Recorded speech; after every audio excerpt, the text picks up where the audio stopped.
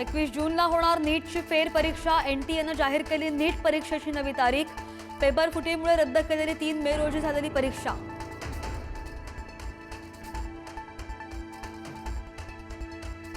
नीट paper फुटी प्रकरणातील मनीषा वाघमारेला रात्री उशिरा सीबीआयकडून अटक।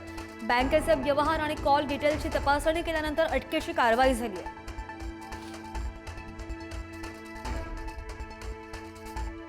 पेट्रोल आणि डिझेलच्या दरामध्ये वाढ। पेट्रोल 3 रुपयांनी तर डिझेल 3.11 रुपयांनी महागलं। आंतरराष्ट्रीय बाजारपेठेमध्ये कच्च्या तेलाचे भाव कडाडले आणि त्यामुळे दरवाढ। वाहनधारकांच्या खिशाला कात्री।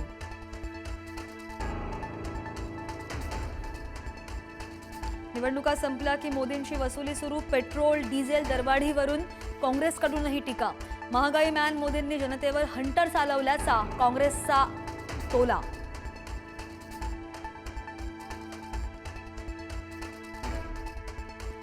एअर इंडियाचा सुद्धा प्रवास महागला। इंधनाचे दर वाढल्यानं विमानाचे तिकीट महागलं।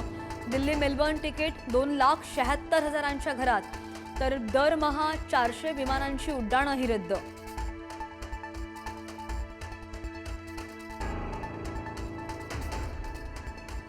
सामान्यांच्या खिशाला आणखी झळ। घाऊक महागाई 42 महिन्यांमधील उच्चांकी पातळीवर।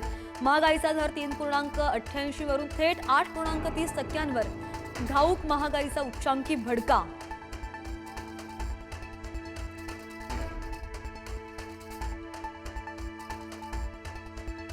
इंधनाच्या बचतीसाठी राज्य सरकारची काटकसर मोहीम।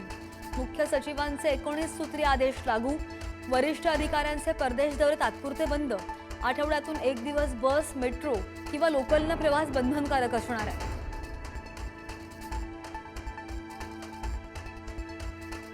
पंतप्रधान नरेंद्र मोदी 5 देशांच्या दौऱ्यासाठी रवाना। मोदींचा UAE, Netherland, Sweden, Norway, Italy दौरा। मोदी आज संयुक्त अरब अमिरातीला जाणार।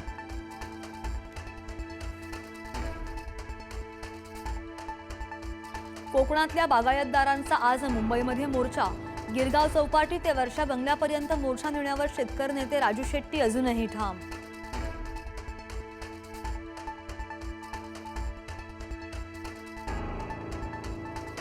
मुंबईमध्ये आजपासून 10% पाणी कपात लागू। तलावातील पाण्याची पातळी खालावली त्यामुळे पाणी कपात। पावसाळ्यासंदर्भात मुंबईकरांना करावा लागणार पाणी टंचाईचा सामना।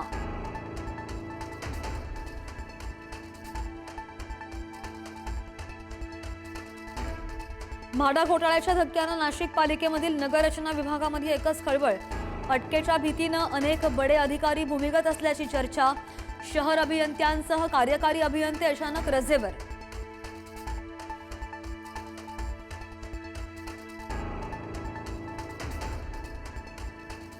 गडरच्या लॉन्चिंगसाठी मध्य रेल्वेचा आजपासून 18 मे दरम्यान रात्रकालीन विशेष ब्लॉक।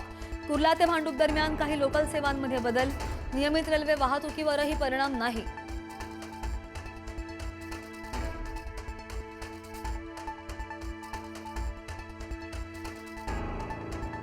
मॉन्सून 48 तासांमध्ये अंदमानात दाखल होणार। राज्यामध्ये कोकण, मध्य महाराष्ट्र आणि मराठवाड्यात पावसाची शक्यता। तर राज्यात 5 दिवस उष्णतेच्या लाटेचा सुद्धा इशारा।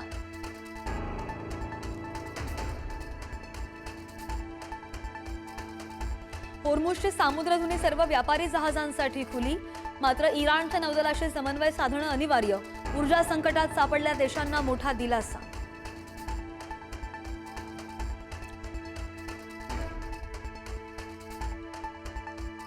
आणि विख्यात मानसोपचार तज्ञ डॉक्टर आनंद नाडकर्णी यांचं निधन। वयाच्या 68व्या वर्षी घेतला अखेरचा श्वास। परळच्या खासगी रुग्णालयात उपचारादरम्यान प्राणज्योत मालवली।